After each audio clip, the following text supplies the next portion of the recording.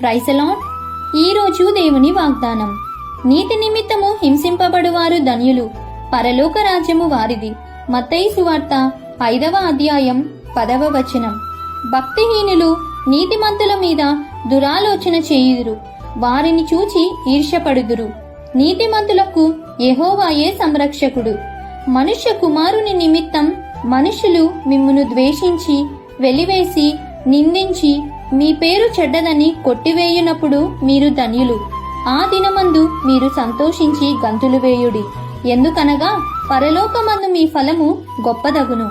కాబట్టి మనకు కలిగిన శ్రమను బట్టి బాధించక ప్రభువు మేలు కొరకు ఎదురుచూచువారంగా ఉండాలని కోరుతూ ఈ దిన వాగ్దానం మీ అందరి జీవితంలో నెరవేరాలని కోరుకుంటూ దేవుని సువార్త పరిచర్యలో మీ సహోదరి.